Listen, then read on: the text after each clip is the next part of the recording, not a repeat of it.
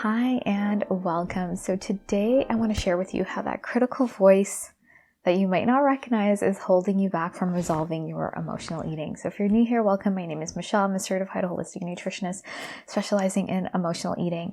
And so something that I see with a lot of women is this critical voice in their head that keeps them from resolving their emotional eating. It's the voice that doubts them. It's the voice that tells them that they can't do something. It's the voice that holds them back from taking action. This voice sounds critical.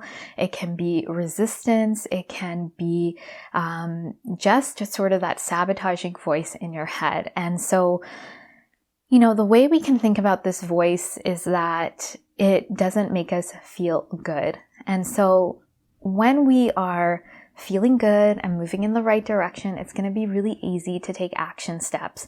It's going to be really easy for us to be who we are. But this voice, it sounds really critical. And in a way, most of us have this voice. It comes from our parents, our caregivers. It comes from different things we learn as we're growing up. And so for a lot of emotional eaters, this critical voice, you might not always hear it, but it is the voice that is not allowing you to really move through your emotions or know how that's punishing you, making you feel like you have to go after something to feel accepted or loved. And I see this pattern with women all the time. So that critical voice is telling you your body doesn't look the right way. You shouldn't be eating this way. You ate too much. And I hear this, it comes out of my clients' mouths as like, it's their truth, but it's not true because it's not kind. It's not loving.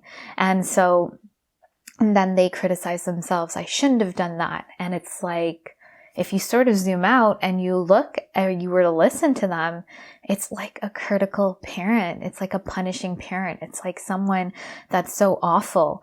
And the person that's awful is you inside of your head. And so when we live with this voice and we stay in this old way of punishing ourselves and restricting ourselves, we don't recognize what it's doing to our body. We keep trying to whip ourselves into a better shape, into better patterns. And the thing is, this voice, it's so deeply ingrained. It is now just feels like it's a part of us because it's been there for most of our lives. So what I want to say is that when we come into this world, we didn't come into this world imperfect. We came into this world perfect. We came into this world whole. We needed our parents and caregivers to take care of us, to model to us how to take care of ourselves, to be kind to us, to be loving to us, so that we could grow and grow in a healthy way.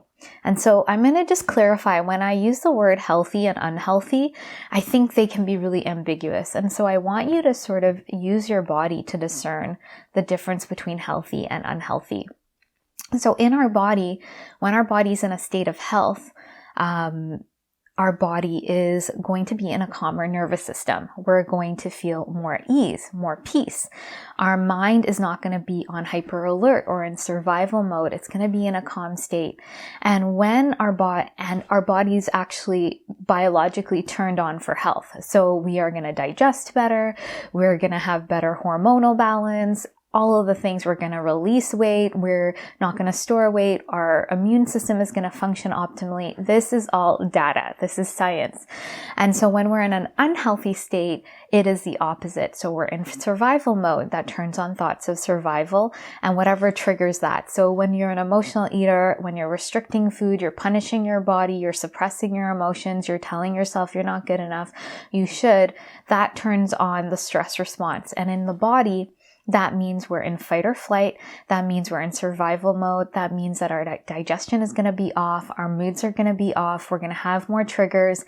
We are in a state of dis-ease versus ease. So we're in a state where our immune system function is going to be depleted. We're going to store fat. Our hormones are going to be out of whack. And so you can see in the body, when we're born, we want to be for health, we want to be in a calm nervous system. This is not like all day, 24/7, but like 80, 90, most of the time. We don't want to be in a stress state. We're not meant to be in a stress state. Stress states are just meant for emergencies and sort of like those growth edges. It's not something we're supposed to chronically be in. Otherwise, we're constantly depleting our body. And as emotional eaters, when we have this diet mentality, when we're constantly obsessing about food, this is a 24/7 thing. So it's chronic. And so this really puts us into this unhealthy state, this survival mode. And so when we're in this survival mode, it turns on more of these critical thoughts. And this survival mode didn't just happen yesterday. It comes from us actually creating this emotional eating pattern, from having parents and caregivers that can help us navigate these uncomfortable emotions, to resolve them, to help us navigate certain stressors by being criticized, by not being cared for.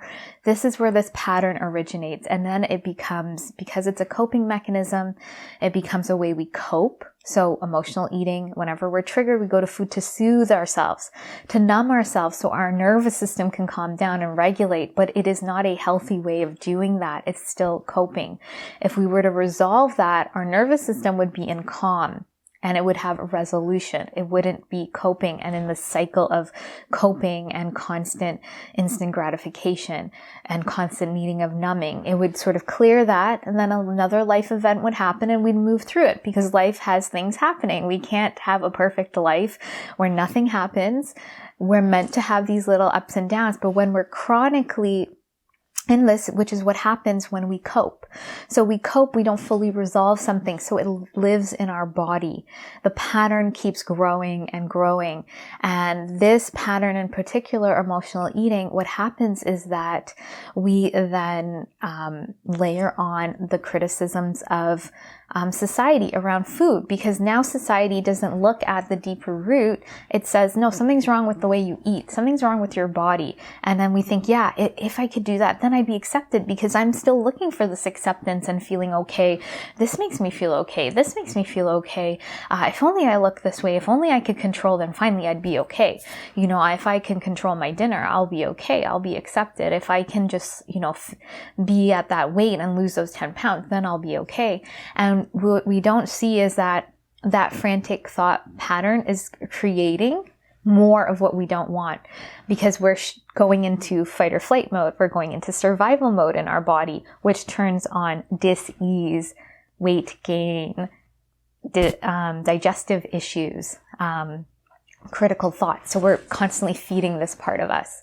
So we need to shift to a new way. And that takes a little bit of a leap of faith, but not so much, in the sense that when we start slowly implementing a new way of being, we start calming down our nervous system. When we shift from restriction in food to actually nourishing our body, that's going to shift us.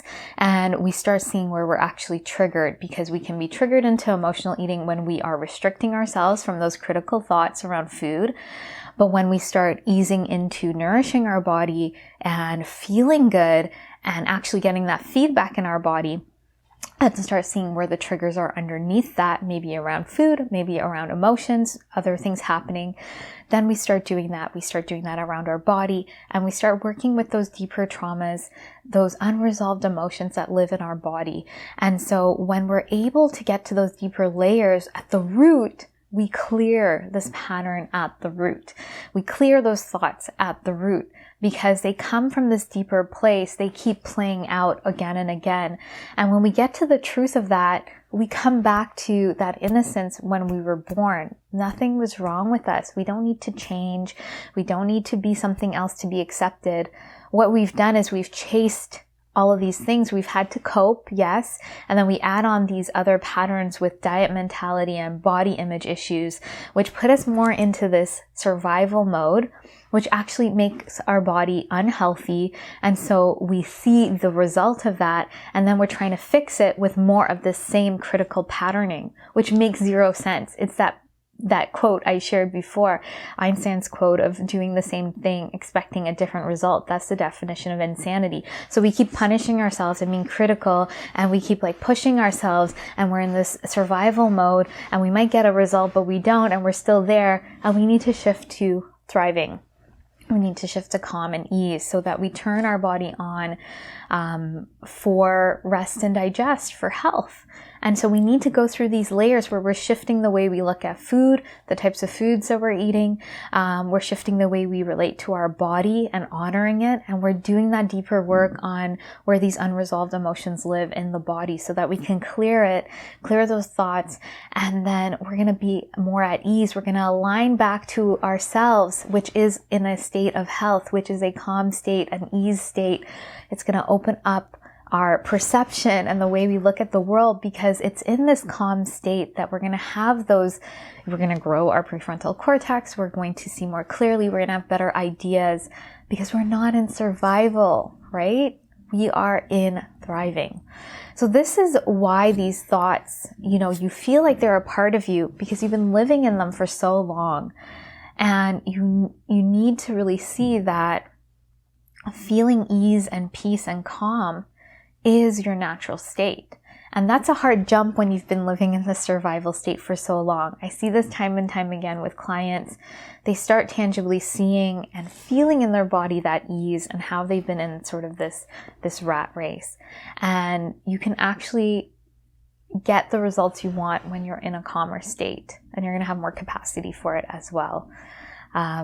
So in the Emotional Eating Evolution program, this is what we work on, shifting you from the survival state to this thriving state, to truly nourishing your body, to truly accepting your body, and to moving through those uncomfortable emotions and resolving them at the root level in the body so that you can finally feel at ease and free and confident around food and in your body. So I just want to say, if you are interested in the Emotional Eating Evolution program, this is resonating for you, I'll leave the link for it below. And if you have any questions, please let me know. Please be sure to like and subscribe if you haven't. And I look forward to sharing more with you. And I hope you have a great day.